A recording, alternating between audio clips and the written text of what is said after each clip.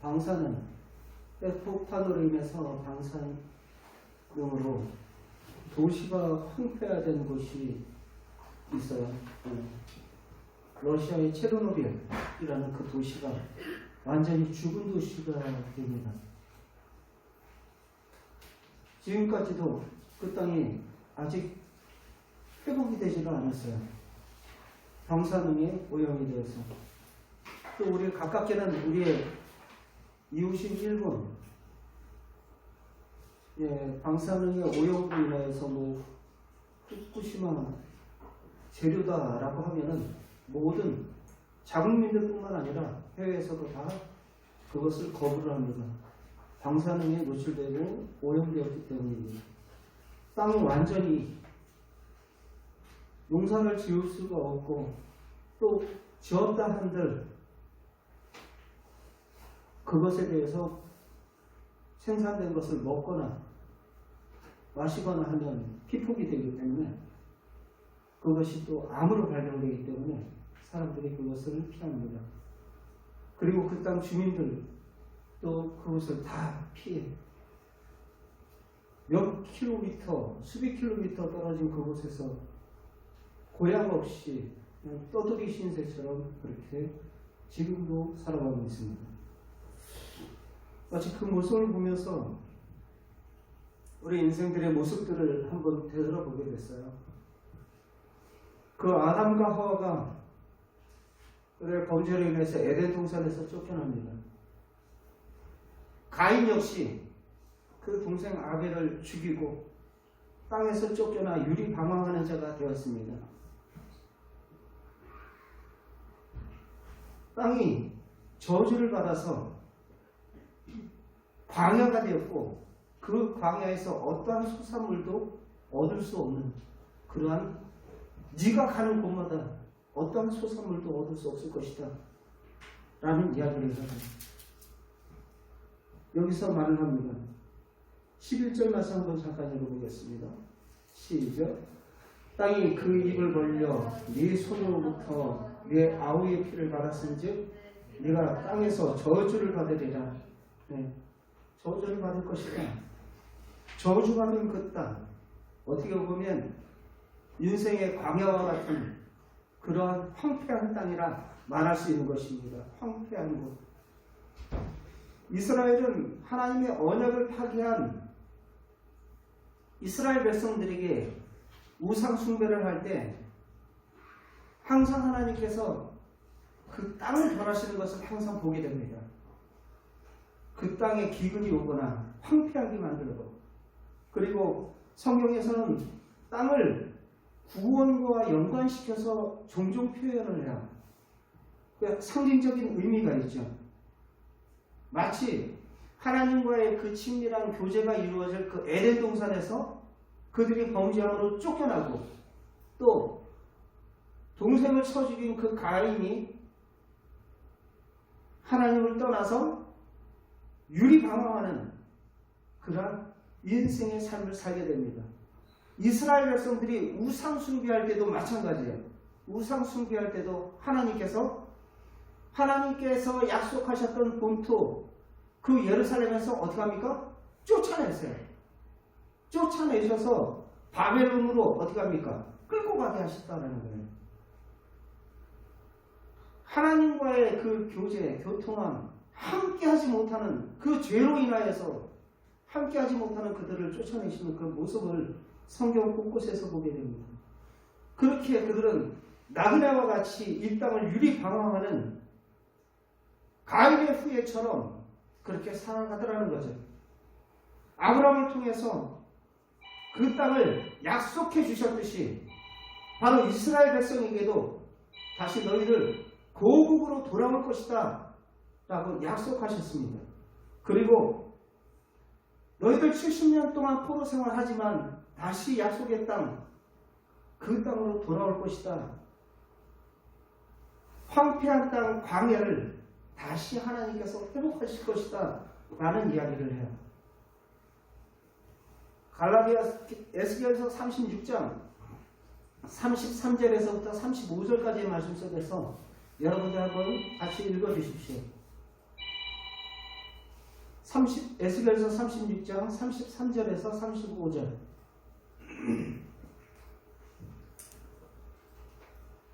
앞에 띄울 수 있나요? 에스겔서 36장 33절에서 35절.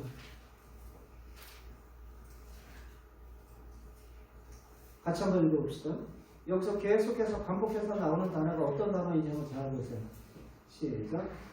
주 여호와께서 이같이 말씀하셨느니라. 내가 너희의 모든 죄악에서 정결하게 하는 날에 성읍들의 사람이 거주하게 하며 황폐한 것이 건축하게 될 것이다 라고 이야기해요. 그 다음 절 시작.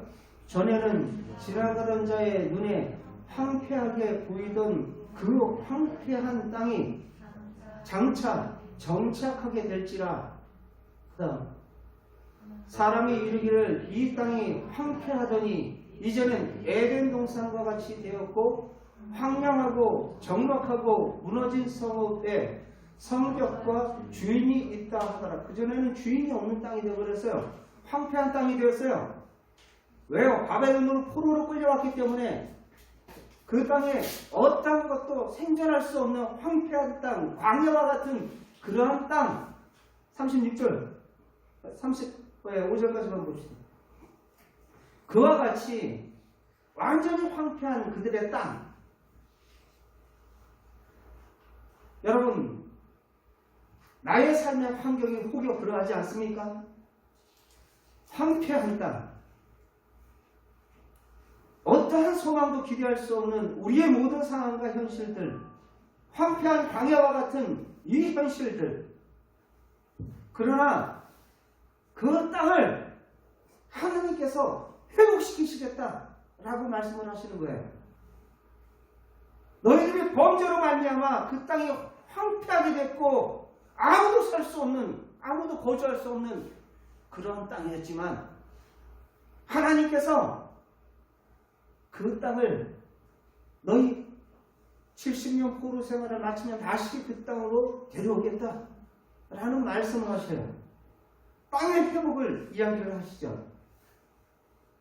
그런데 여러분, 이 말씀이 이사야서에서도 곳곳에 나와요.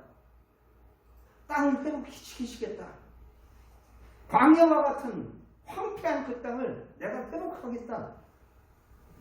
이사야 선지자도 말하죠. 이사야서 35장 1절에서부터 계속 그 뒷부분에 나오면 이사야 선지자가 광야에서 꽃이 필 것이다. 광야에서 꽃이 피고 광야에서 강물이 흐르고 광야에 대로가 생기며 광야에 샘물이 솟고 광야의 백향목과 소나무가 자랄 것이다 하면서 이사야서 41장에서도 그 말씀을 계속해서 언급을 해요. 황폐한 그 땅이, 황망한 그 땅이 바로 비옥한 하나님의 땅, 그 에덴 동산과 같은, 에덴 동산에서 아담과 하와가 함께 동상을 거닐며 교제했던 것처럼 하나님과의 친밀한 그러한 교제, 아름다운 동산과 같이 될 것이다 라는 이야기를 회복시킬 것이다 라는 것을 지금 성경은 우리에게 말씀을 하고 있습니다. 그런데 지금 가인의 상태는 지금 어떠한 상태냐라는 것을 우리들이 알아야 돼요. 가인의 상태는 아벨의 제물을 받고 자기의 제물을 받지 않았다 하여서 분내며 그가 동생을 돌로 쳐 죽입니다.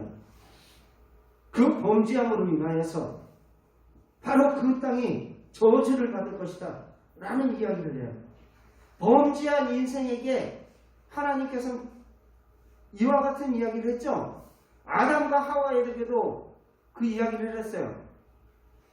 너희가 땅이 네게 가시덤불과 엉겅퀴를 낼 것이다 하면서 18절 3장 18절에 그 말씀을 합니다.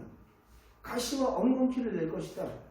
즉 다시 말해서 황망하게 될 것이다 라는 이야기를 해요. 황폐하게 될 것이다. 항상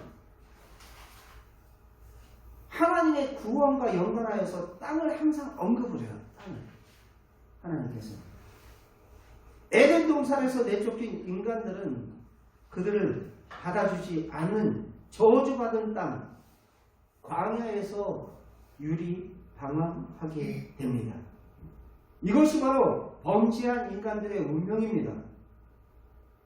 인간은 죄의 문제를 해결해야지 이 광야를 벗어날 수가 있어요. 에덴 동산, 바로 하나님과 함께 깊이 교제하였던 그곳에서 온전히 그것을 상기하며 그것을 사모하는, 영혼을 사모하는 마음이 우리의 심령 가운데 발달하는 거예요. 성경은 모든 죄악에서 정결하게 되는 날이라고 말하고 있어요. 에스겔서 36장 아까 조금 전에 읽었죠. 어떤 날이요?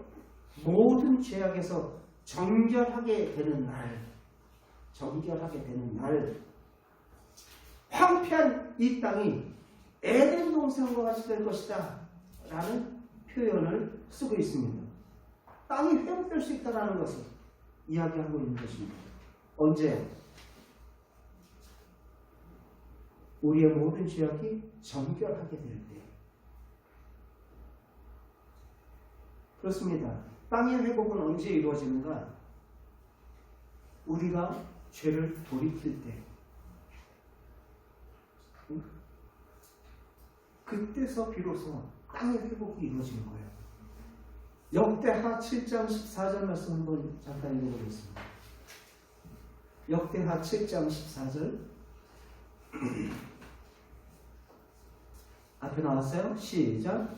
내 이름으로 일컫는 내 백성이 그들의 악한 길에서 떠나 스스로 낮추고 기도하며 내 얼굴을 찾으며 내 하늘에서 그들의 그 기도를 듣고 그들의 죄를 사하고 그들의 땅을 고치겠다 말씀하셨어요.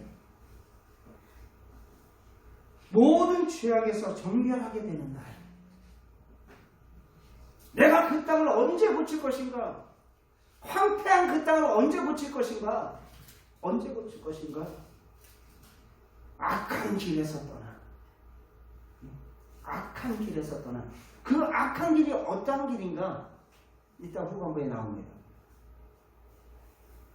자기가 주인 돼서 자기 성을 쌓아요. 자기 성을. 그게 바로 악한 길이에요.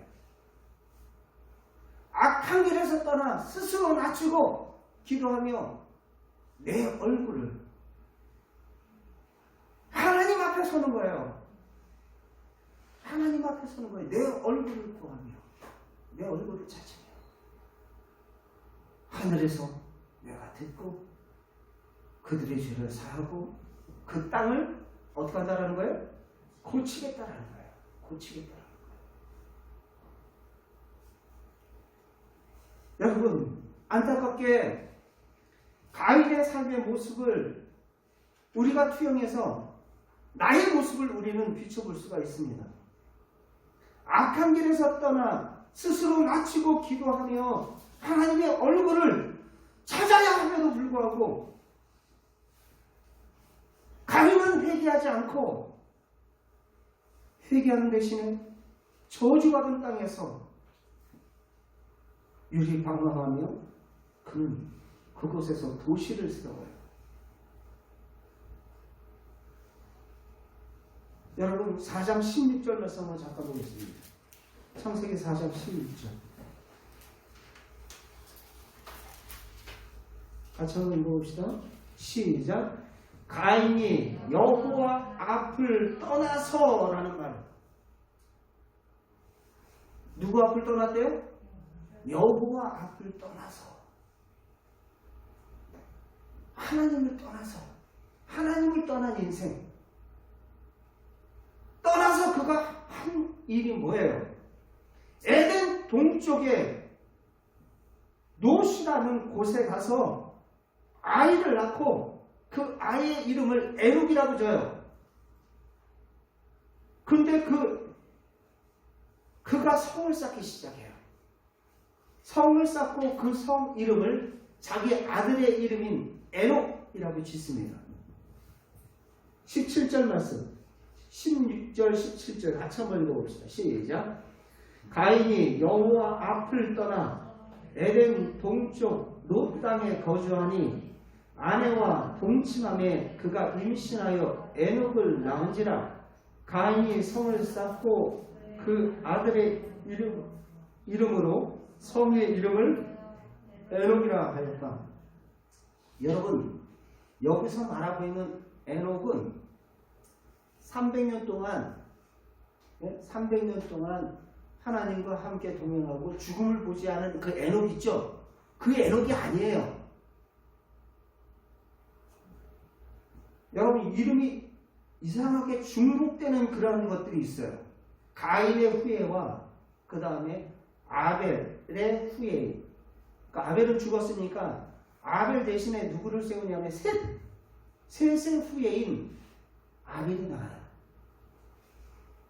그런데 보시면 여기서 롯이라는 곳에 땅에 거주하며, 롯이라는 곳은 어떤 곳이냐면 유기하다, 당황하다라는 뜻이에요.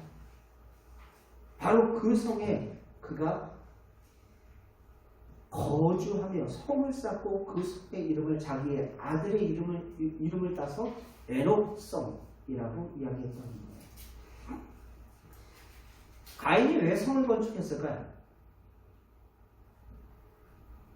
여러분, 그가 하나님을 떠나 더 이상 보호해줄 자가 없었기 때문이에요.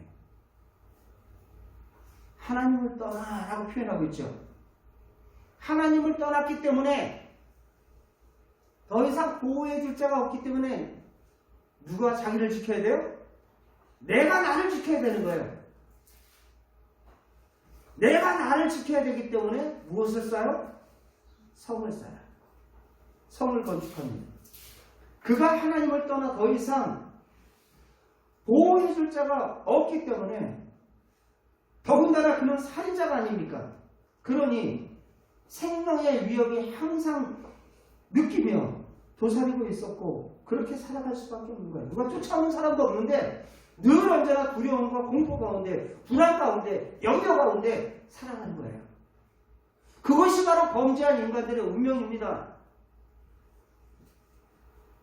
그곳에서 우여곡절 끝에 가정을 이루는데, 가정을 이룬 후에 가족을 지키기 위해서 성을 쌓고 그 안에서 살아가더라는 거예요.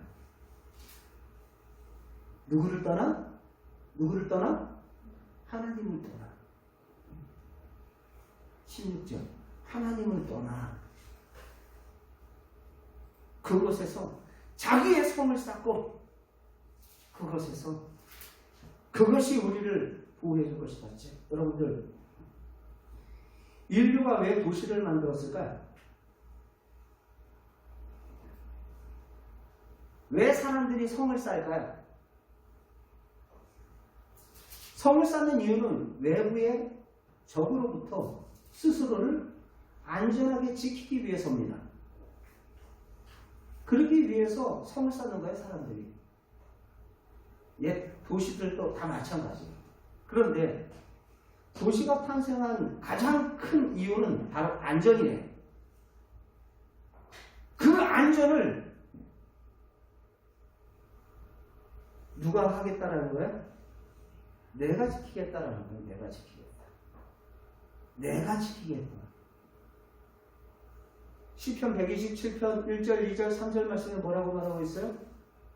여호와께서 그 성을 지키지 아니하시면 세우는 자의 수고가 헛되고. 네? 한번 읽어봅시다. 시작. 여호와께서 집을 세우지 아니하시면 세우는 자의 수고가 헛되고, 여호와께서 성을 지키지 아니하시면 파수꾼의 깨어 있음도 헛되다 라고 말하고 있어요. 그런데 지금 가인은 하나님을 떠나 그 성을 내가 지키겠다는 거예요. 나만의 왕국을 세우겠다는 거예요. 내 인생 내 거라는 거예요. 바로 범죄한 인간들의 특징이 바로 그러하다라는 것입니다. 내가 내 안전 지키지. 내 주먹 믿어라. 내가 가지고 있는 통장 믿어라. 하나님을 떠난 인간이 죄를 짓고 최초로 한 일이 바로 도시건설이에요. 타락한 인간이 최초로 만든 것. 하나님을 떠나 더 이상 하나님의 보호를 받을 수 없게 된 인간이 스스로 방어하기 위해서 만든 것. 유리방황하던 가인이 더 이상 그렇게 살지 않기 위해서 만든 것이 바로 도시예요. 도시.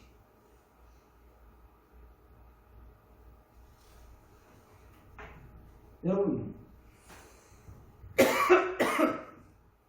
구약 성경에 보면 인간들이 건설한 도시들이 참 많이 나와요. 그런데 첫 번째로 건설한 도시가 바로 에녹입니다. 에녹성. 가인이 건설한 에녹성. 그리고 두 번째로 건설한 도시가 창세기 11장의 바벨이에요. 바벨.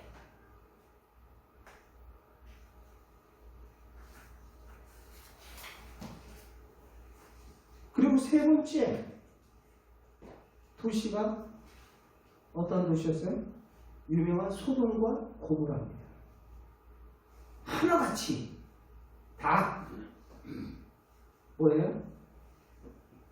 이 세 번째 도시 소돔과 고모라는 노아 방주로 유명한 그 홍수 사건으로 사라지게 되죠.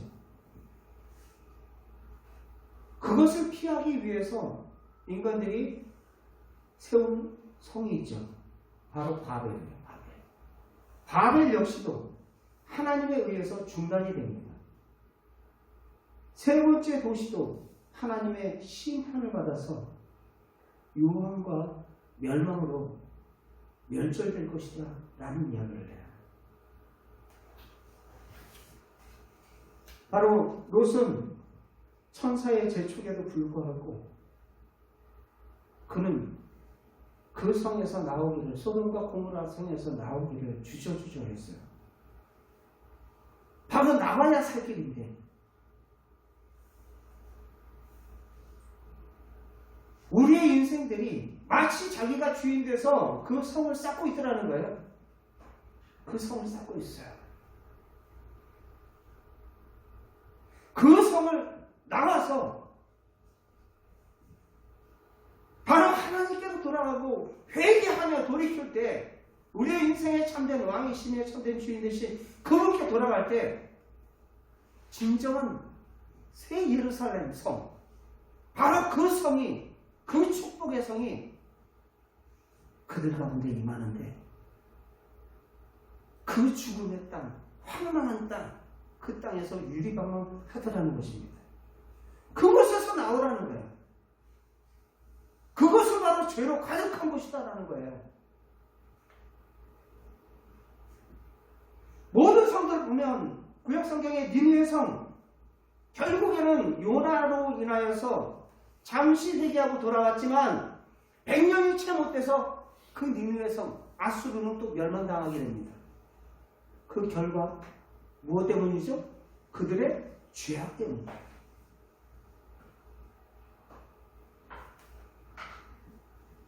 그리고 요한계시록 그 끝에 음녀 바벨론 또한 최후의 심판을 맞이하게 될 것이다. 바벨론 성, 그 성도 마지막에 종국이 어떻게 될 것인가 라는 것을 요한계시록이 우리에게 보여주고 있습니다. 우리 계시록 말씀 한번 잠깐 보겠습니다. 계시록 18장 2절.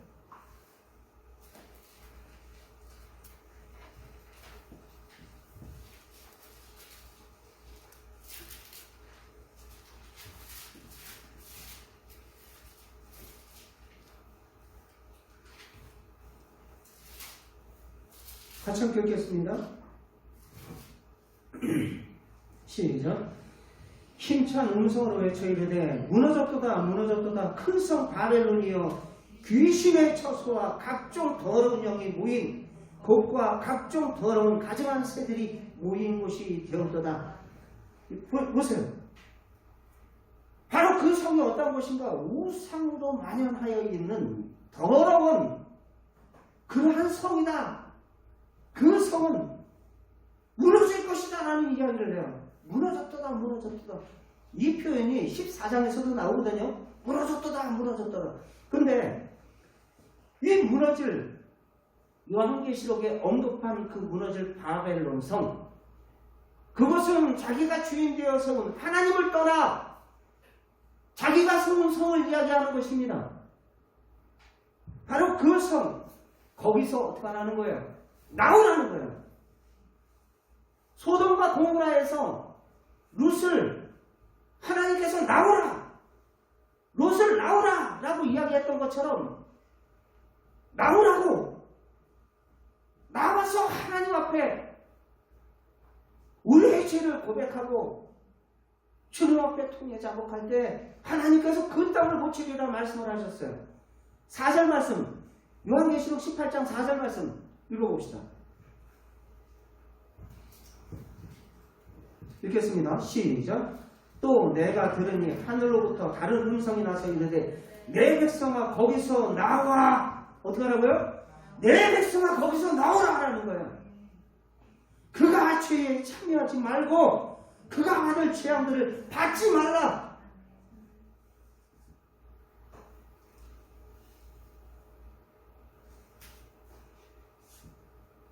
마귀에게 조장당해서 너희들이 지금 그 성에 화려해 보이고 찬란해 보이고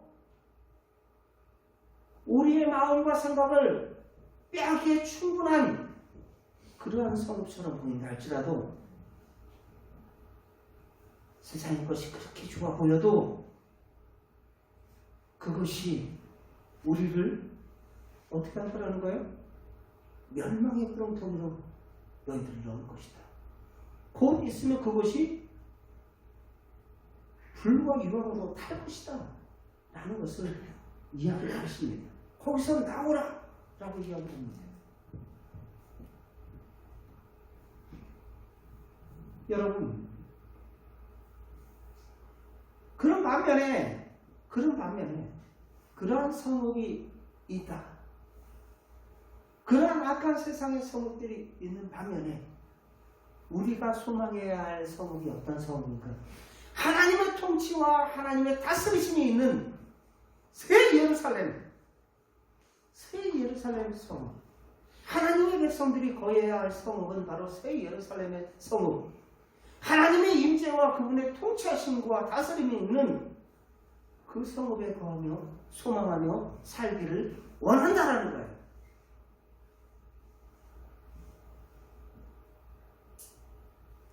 요한계시록 그 말씀을 언급을 해요. 요한계시록에 21장 2절 말씀을 잠깐 보겠습니다.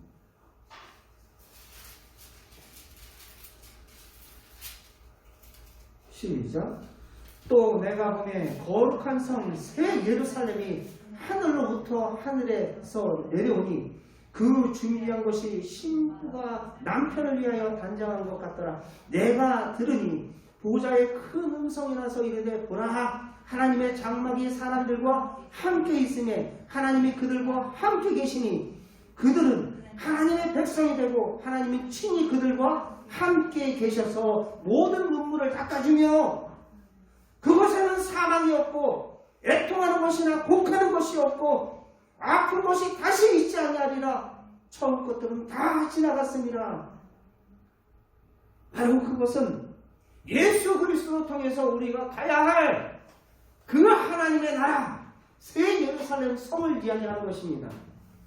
6절 말씀에 내가 말하노니 이루었도다. 나는 알파요 오메가요 처음과 마지막이라. 내가 생수의 샘물을 목마른 자에게 값없이 주리니 이기는 자는 이것을 상속으로 받으리라. 나는 그의 하나님이 되고 그는 내 아들이 되리라. 믿습니까? 알파요 오메가가 되신 예수 그리스도, 그를 통해서 그를 믿는 영접한 모든 자들에게 하나님께서 새 예루살렘을 약속하신 줄 믿습니다.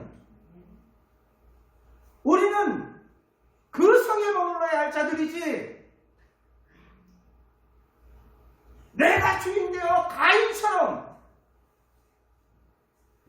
애녹성에 머물러 있어서는 안 된다는 거예요. 그분의 다스리심과 그분의 통치하심과 그분의 보호하심과 그분의 인도하심 속에서 이 땅에서 살아가지 않는 자들은 그 나라에서도 영원한 영생의 소망은 없습니다.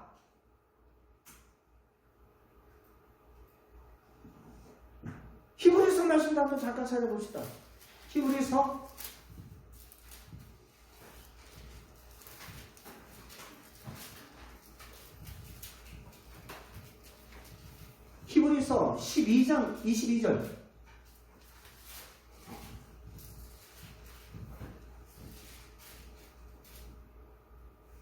12장 22절. 같이 함께 읽겠습니다.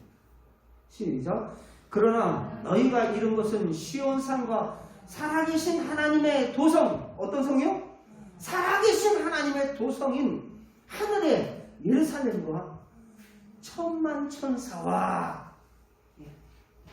바로 요한계시록 14장 1절에 언급하고 있는 어린 양 대신 예수 그리스도를 주로 영접한 거룩한 신부된 하나님의 백성들이 거할 새 예루살렘을 이야기를 하고 있어요. 바로 그 성에 거하라. 그 나라를 소망하라. 우리의 소망은 이 땅에 있는 것이 아닙니다. 성 어거스틴이 하나님의 도성이라는 책을 썼어요. 신국론. 그 하나님의 도성에서는 이 땅의 도성이 있고 바로 천상의 도성이 있다라는 거예요. 한마디로 얘기해서 사람이 똑같이 이 땅에서 살고 있지만 어떤 사람은 지상의 도성에서 살고 있는 사람이 있고 자기가 주인되어 자기의 성을 쌓고 살아가는 사람이 있고 어떤 사람은 하나님의 세워놓으신 하나님의 보호와 하나님의 인도와 하나님의 통치와 다스리신 가운데 살아가고 있는 하나님의 도성에 살고 있는 하나님의 백성들이 있다는 거예요. 안타깝게도 최초의 도시 에녹은 바로 하나님을 떠난 인간이 세운 하나님 없는 도시예요. 하나님이 없는 도시. 하나님을 떠난 말하잖아요. 6절에 가인이 하나님을 떠나 세운 도성이 뭐라고요? 에녹이라고. 에녹. 자기의 아들의 이름을 따서 에녹이라 했다라는 것입니다. 그곳에서 하나님의 문화, 하나님 없는 세상, 인본주의적인 그러한 생각과 사상 속에 사로잡혀 살아가고 있는 그러한 인생들의 모습들을 보게 돼요. 여러분, 저와 여러분들은 하나님의 백성으로서 죽을 수밖에 없는 우리의 인생들 주님께서 우리에게 찾아오셨어요. 신병원 때 이것 때문에 이게 난해 구절 가운데 하나예요. 오늘 이게 심판이냐, 가인에게 준 표식이 심판이냐 아니면 은혜냐, 은혜의 증표로 줬냐 심판의 증표로 줬냐 라는 거예요. 여러분 지금 가인이 동생을 쳐 죽였어요. 죽인 죄로 평생 광야에서 유리방황하면서 살아가는 그러한 운명을 맞이합니다. 그래서 창세기 4장 11절 12절 말씀 잠깐 보시죠. 창세기 4장 11절 12절 시작. 땅이 그 입을 벌려 내 손에서부터 내 아우의 피를 받은지 내가 땅에서 저주를 받으리니 네가 밭을 갈아도 땅에 다시는 그 효력을 내어 내게 주지 아니할 것이요 너는 땅에서 피하여 유리하는 자가 되리라. 유리방황하는 그러한 자가 될 것이다. 이게 범죄한 인생들의 그러한 운명이에요. 암만 수고하고 애를 써도 인생들의 그 공허함, 세상 사람들은 박수치고 성공했다 그러는데 정작 나의 마음은 공허한 거예요.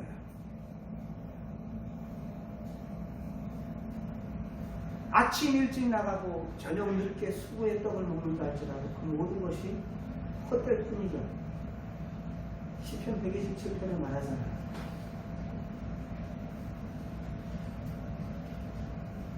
그래서 가인이 뭐라고 호소를 합니까? 뭐라고 호소를 하냐면 13절 말씀 읽어봅시다. 시작. 가인이 여호와께 아뢰되 내 죄벌이 지기가 너무 무겁나이다. 형벌이 너무 무겁다. 그런 이야기인지 죄가 너무 크다 라는 이야기인지 모호하게 들려요. 이것 때문에 그 신대원생들 MBB 석사과정 속에서 그 난상 토론이 이루어졌어요. 이 표식이 가인에게 하나님께서 그때 표식을 주거든요. 표식을 줄 때 이 표식이 심판의 표식이냐 은혜의 표식이냐, 내가 이러다가 유리 방황하다가 누구한테 동생 죽인 놈 이 살인자 하면서 누군가가 나를 쳐 죽이면 어떡합니까? 그때 하나님께서 그에게 표식을 주죠. 표식을 주면서 말합니다. 13절 한번 읽어보세요. 가인이 여호와께 아뢰되 내 죄벌이 지기가 너무 무겁나이다. 14절 시작. 주께서 오늘 이 지면에서 나를 쫓아내시온지 내가 주의 낯을 배웁지 못하리니 내가 땅에서 피하여 유리하는 자가 될지라 무릇 나를 만나는 자마다 나를 죽이겠나이다.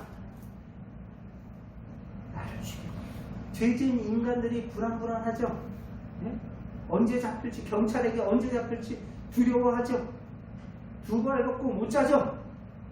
죄진 인간들의 특징인 거예요. 근데 하나님께서 뭐라고 얘기하냐면 15절 읽어봅시다. 시작. 여호와께서 그에게 이르시되 그렇지 아니하라. 가인을 죽이는 자는 너를 7배나 받으리라 하시고 가인에게 표를 주사 그를 만나는 모든 사람에게서 죽임을 면하게 하시리라. 이 말을 딱 들으면 뭐야? 하나님께서 지켜주시는 거야? 보호하시는 거야? 근데 여러분들 앞서서 이야기한 걸 잘 들으셔야 돼요. 지금 가인이 이야기하는 거, 내 죄벌이 지기가 너무 무겁습니다 라고 이야기를 했을 때, 너무 큽니다 라고 이야기를 했을 때 가인이 이 말을 어떻게 해석하느냐에 따라서 회개했는지 회개하지 않았는지를 판단할 수가 있습니다. 가인이 자기의 죄가 너무 크다고 탄식하는 것이라면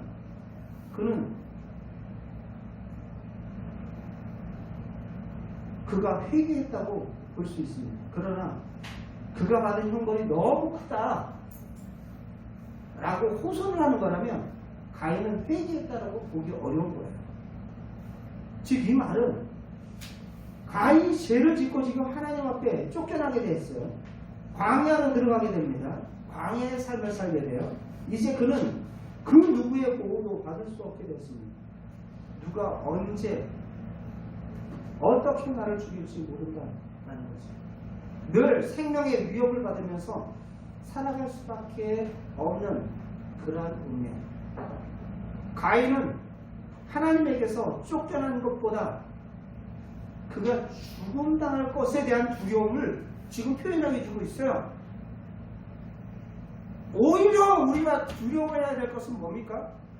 하나님으로부터 쫓겨날 것을 더 두려워해야죠. 그죠? 그런데 하나님으로부터 쫓겨난 것을 두려워하는 것이 아니라 내가 죽임당할 것에 대한 두려움을 지금 표현을 하고 있다는 거예요.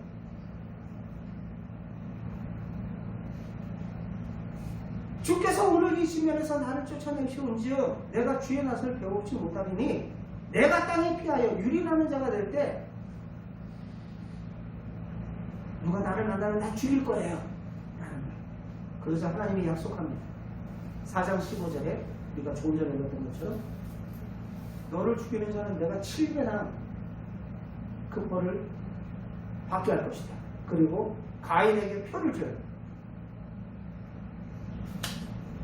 표를 주사 만나는 자 누구든지 죽임을 그 표를 보고 너를 죽이지 못하게 하겠다라는 이야기예요. 마치 하나님은 가인에게 표를 만들어 주셨는데 이것은 우리가 성경 신학자들도 이야기하기를 가인의 표라고 해요. 가인의 표. 흔히 그 표는 저 사람은 살인자야. 네? 저 사람은 살인. 쉽게 우리가 표현합니다. 우리 앞집에 사는 옆동 라인에 살고 있는 그 사람은 참 정과자래. 응? 정과자래. 우리 여러분들 아파트나 뭐 어느 성범죄자들 당신 주변에 있습니다 하면서 그 통보 같은 거 붙죠.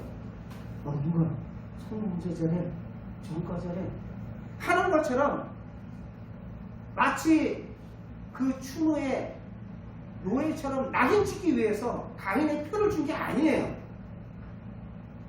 하나님께서 그렇게 그 가인에게 그러한 표를 준 것이 아니라 정과자 딱지를 붙인 게 아니라 이 사람은 살인자다라는 것을 모든 사람에게 알리기 위해서 가인의 표를 준 것이 아니고 누구든지 이 사람을 해하면 죽임을 당할 것임을 보호의 마크로 바로 가인의 표는 하나님의 보호의 표시였다라는 거예요. 심판이 아니라 은혜의 표시였다라는 거예요. 그럼에도 불구하고 살인자였음에도 불구하고 동생을 죽인 살인자였음에도 불구하고 하나님께서 은혜의 표시를 줍니다.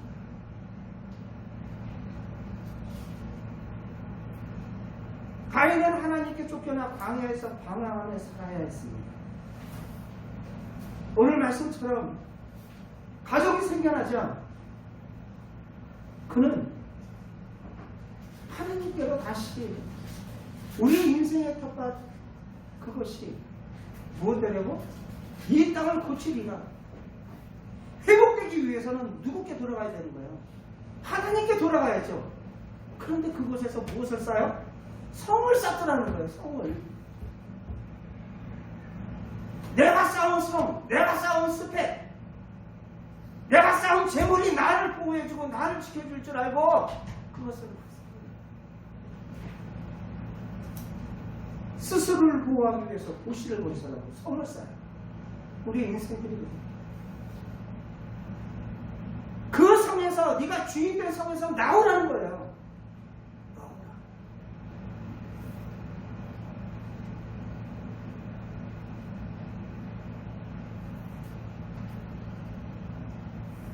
우리는 가인의 최후에 대해서 아는 바가 없습니다. 그러나 한 가지만은 분명합니다.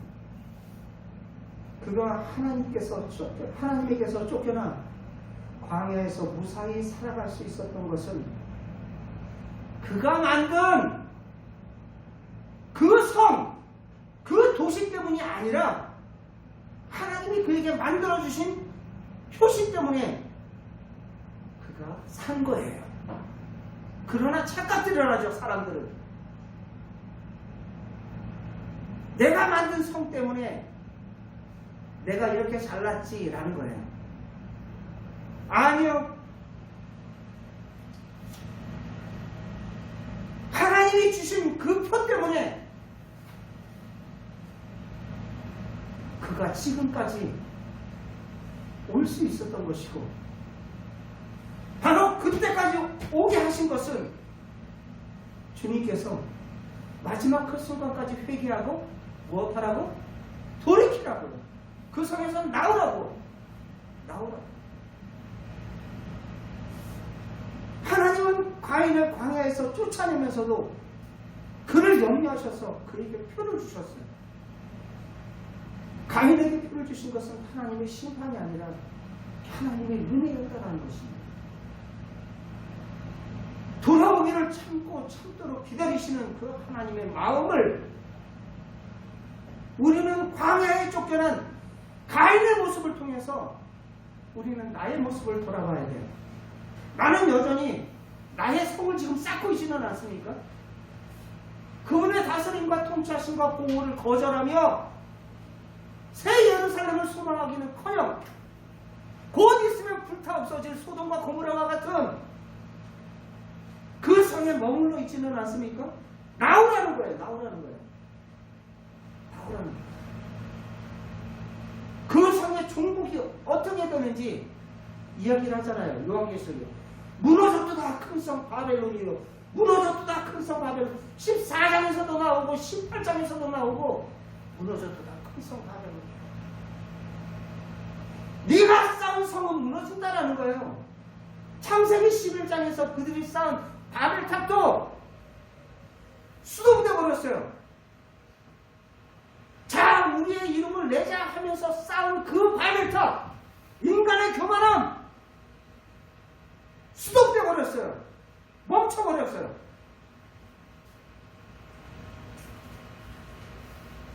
여러분, 하나님도 가인처럼 죄에 대한 그 hin걸로 광야로 내몰 때가 있습니다. 그때에도 하나님은 우리를 지켜주시기 위해서 가인의 표를 주셔서 우리에게 그 긍휼과 은혜로 지금까지 오게 하셨던 거예요. 서른화제에서 지금까지 지내온 것 주의 크신 은혜라. 그분의 은혜가 아니었으면 오늘날 저와 여러분들이 이렇게 설 수가 없는 것입니다. 하나님이 주신 표 없이 광야에서 살아남을 자 아무도 없습니다. 하나님은 가인과 같은 우리의 인생들, 그러한 인생들에게 표시를 주시고 이때까지 그 은혜의 표시로 참고 우리가 돌이키기를, 나의 성에서 나오기를, 그리고 하나님의 그 성 새 예루살렘에 우리가 그분의 다스리심과 통치하신 가운데 거하며 살기를, 그러할 때에 우리의 삶의 광야가 바로 죽은 땅과 같은 그 땅이 회복되어지는 역사, 광야가 꽃을 필 것이요, 광야에 강이 필 것이요, 광야에 대로가 열릴 것이며 샘이 솟을 것이고, 바로 이리와 늑대가 없고 광야에 기쁨의 노래가 흘러나리라. 이사야서 말씀한 것처럼 우리의 삶의 그 모든 상황이 척박한 그 상황이라 할지라도 하나님의 도성 가운데 거하는 주님의 백성들은 바로 주의 지키심과 보호하심 가운데 그 나라를 소망하며 살아가게 될 줄 믿습니다. 이 땅을 살아가면서 우리는 바로 두 도성에 우리는 살아가고 있습니다. 여러분들은 어떠한 도성에 살아가고 있습니까? 내가 주인된 나의 인간적인 도성, 불타 없어질 그러한 도성에 무너졌던 큰 성 바벨론이여 그 성에 머물러 있습니까? 나오라, 나오라. 주님은 우리를 부르시고 초대하고 계십니다. 진정 그분이 나의 참 주인이시여 나의 왕 되심을 믿고 그분이 세워놓으신 새 왕국, 새 예루살렘, 하나님의 나라를 소망하며 우리의 시민권은 이 땅에 있는 것이 아니라 하늘에 있음을 굳건히 믿고 하늘을 소망하며 살아갈 수 있는 거룩한 주님의 백성들 다 되시려 주의 이름으로 축원드립니다.